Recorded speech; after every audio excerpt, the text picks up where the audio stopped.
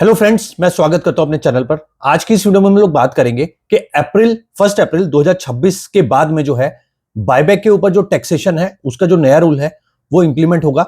उसका जो नया रूल है उसका डिटेल में जो है मैं आपको विश्लेषण इस वीडियो में बताऊंगा। साथ ही ये भी बात करेंगे कि उस जो इनकम आएगी उसके ऊपर जो टीडीएस है वो कटेगा या फिर नहीं। तो सबसे पहले बात कर लेते हैं। पहले जो मैं आपको बताऊं, 1 अप्रैल 2026 से पहले जो बायबैक के ऊपर टैक्सेशन था वो क्या था। जो भी आपका प्रॉफिट हुआ है वो आपकी एज ए डिविडेंड इनकम जो है वो काउंट होती थी। उसके ऊपर आपको टीडीएस भी देना पड़ता था और वो जो प्रॉफिट होता था वो आपकी सीधा का सीधा इनकम में ऐड हो जाता था। इनकम में ऐड होने के बाद जो भी आपका टैक्स स्लैब बनता था, आपका 20% बन रहा है, 30% बन रहा है, उस हिसाब से जो है उसके प्रॉफिट के ऊपर आपको जो टैक्स है वो देना पड़ता था। बट अभी जो बजट आया फरवरी 2026 में, उसमें जो रूल्स है वो चेंज हो गए। अब जो है बायबैक को ले आए हैं अंडर एसटीसीजी और एलटीसीजी, मतलब जो है कैपिटल गेन टैक्स के अंदर जो है वो ले आए हैं। और इसके साथ में क्या हुआ है कि आपके पास अगर तो है जो आपने होल्डिंग पीरियड है, अगर वो 12 महीने से कम का है तो आपको उसके ऊपर short term capital gain tax देना पड़ेगा 20%।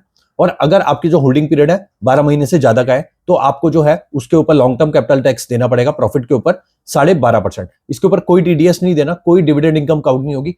पहले जैसा कुछ भी नहीं रहा, सीधा का सीधा कैपिटल गेन के अंदर कैटेगरी के अंदर जो है बायबैक के प्रॉफिट के अंदर जो है वो शिफ्ट कर दिया गया है। अब आपको जैसे नॉर्मल आप शेयर्स को अगर आप बेचते थे ओपन मार्केट में, तो वही होल्डिंग पीरियड जो है वो आपको बताता है कि अगर आपने 12 महीने से पहले पहले बेचा है तो आपको 20% टैक्स देना है, 12 महीने के बाद बेचा है तो आपको जो है 12.5% टैक्स उस पर्टिकुलर शेयर की सेलिंग पे देना है। सेम जो है एप्लीकेबल होगा बायबैक के ऊपर भी। ठीक है, अब हम बात कर लेते हैं कि ये जो है कैसे कैलकुलेट होगा। ठीक है, बायबैक का प्राइस, सपोज बायबैक का प्राइस है 500 रुपए। ठीक है, 500 रुपए बायबैक का प्राइस है और आपने जो है वो शेयर को बाय किया है 400 रुपए में, तो 500 माइनस 400 इज इक्वल टू 100 आपका जो है वो प्रॉफिट होगा।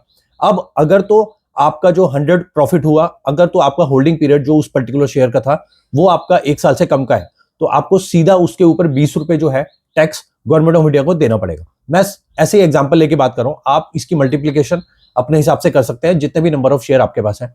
ठीक है, और अगर आपका होल्डिंग पीरियड ठीक है 1 साल से ऊपर का है तो आपको 12.5% के हिसाब से जो है लगभग 12.5 रुपए टैक्स उसके ऊपर देना है। ठीक है, तो इस तरीके से जो है टैक्स जो है वो कैलकुलेट होगा किसी भी बायबैक के ऊपर। 1 अप्रैल 2026 के बाद जो है जितने भी बायबैक आएंगे उन सब पे ये जो है फॉर्मूला जो है वो एप्लीकेबल होगा। अब टीडीएस देने की कोई जरूरत नहीं है। ठीक है, ना ये डिविडेंड इनकम में काउंट होगा, ये सीधा का सीधा अब जो है कैपिटल गेन के अंदर आपको काउंट होने वाला है।